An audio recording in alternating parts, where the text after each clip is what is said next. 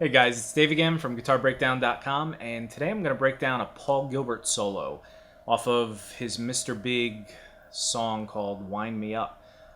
Now there's a lot of Paul Gilbert stuff out there. You just do a YouTube search and you'll find a million lessons by Paul Gilbert himself. And that kind of kept me from doing a lesson on his stuff, even though he's a huge influence for me and I know a lot of other players. But he's a great teacher, a great player, and all the way from his Racer X stuff to all through his Mr. Big and then his solo stuff, but more his Racer X and Mr. Big stuff. I transcribed everything from that era when I was going through music school. And there's so much to learn. There's a lot of typical licks that he does and patterns that he plays. He's very well known for his alternate picking and all that kind of stuff, 3-note per strings, and then string skipping arpeggios and stuff.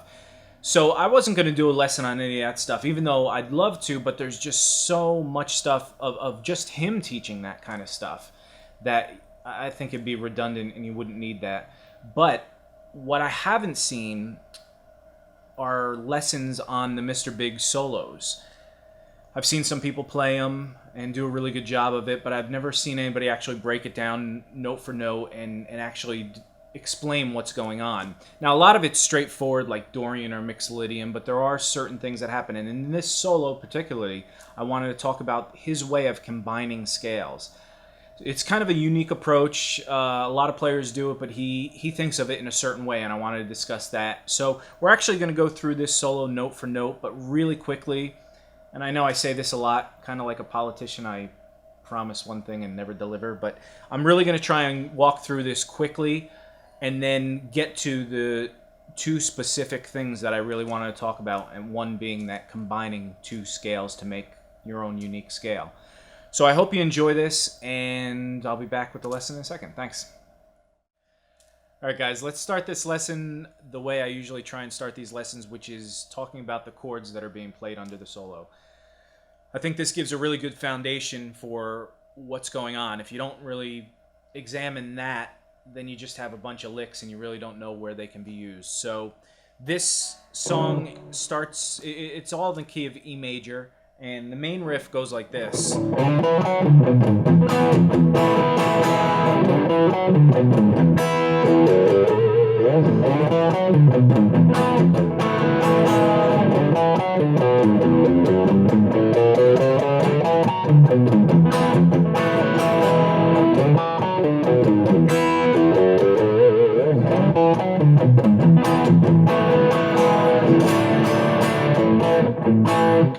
So that's the part where the solo starts. It starts over that A chord. So right after it kind of pounds on that D chord.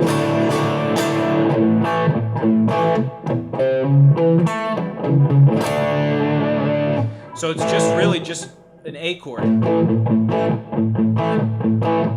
Then it goes to a B chord, which is really a B dominant chord. And the actual rhythm to that is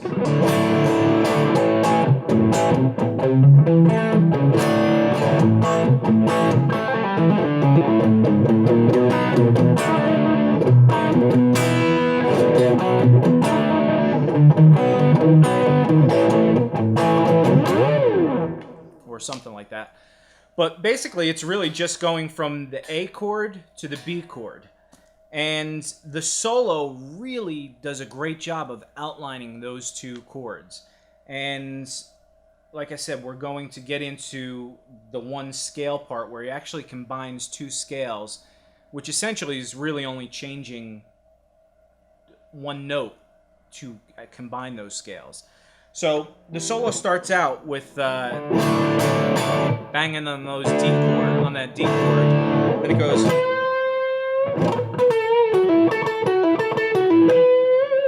which is just your 14th and 16th fret on the G string, 14th fret and 16th fret on the D string.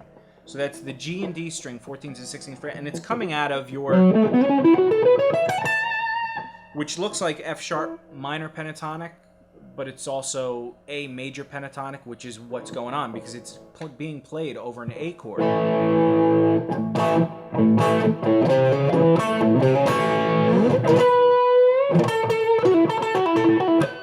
And he's just playing off of those notes. He's bending up the 16th fret. Then he's bending, and this is on the G string, he's bending down the 14th fret twice from like a half step, so it's... And there he's just going from the 16th fret to the 14th fret on the D string. Then he's playing the 14th fret on the G string, so... Then he's bending up again that 16th fret on the G string. So it's just those four notes, and he's just kind of phrasing around those.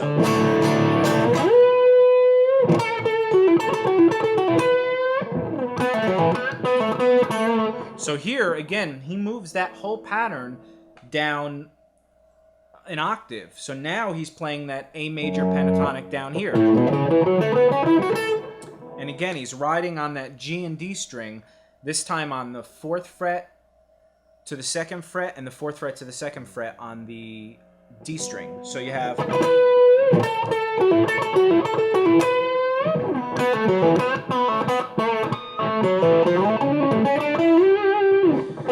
So again, he's just phrasing in that area. So it's just going down the 4th to the 2nd on the G string to the 4th to the 2nd on the D string.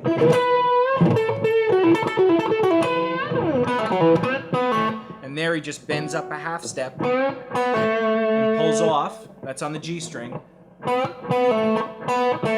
Then he goes back to the 4th fret to the 2nd fret on the G string. Then he goes to the 4th to the 2nd on the D string. So that's...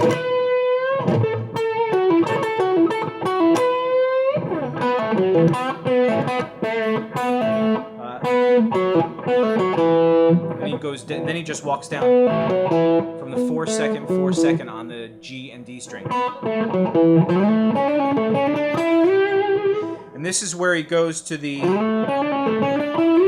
It's basically just an arpeggio. He's sliding up to the 7th fret of the D string.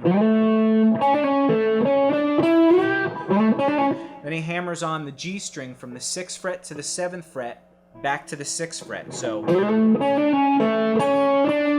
then he just walks up a scale kind of arpeggio thing where it's the 7th fret on the D string, 6th fret on the G string, 7th fret on the G string, 9th fret on the G string, and then he slides up to the 12th fret on the G string. So that whole thing is...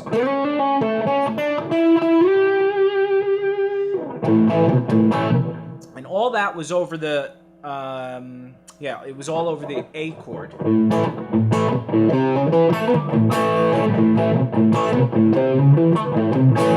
Then it goes to the B chord.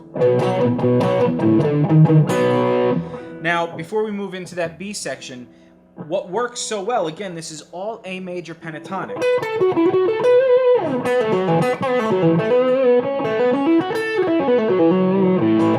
Works perfect over that A chord. And then this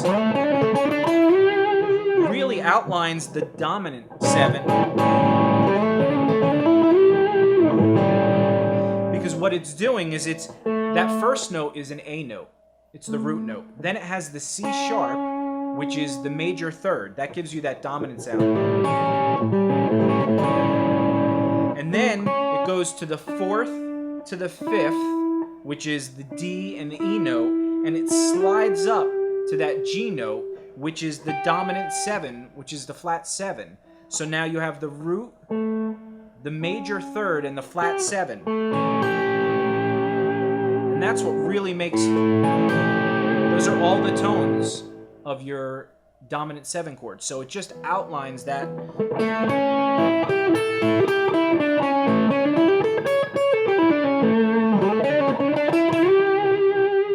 It just outlines that chord perfectly. So now, when he moves up to the B7 chord, he does the same thing. He really starts outlining that chord by doing...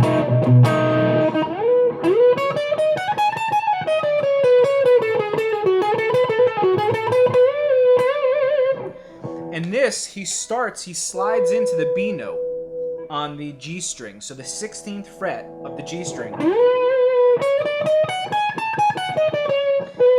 And that kind of reinforces that once you get to that B chord, if you slide to the root note, I mean, you can't go wrong, really.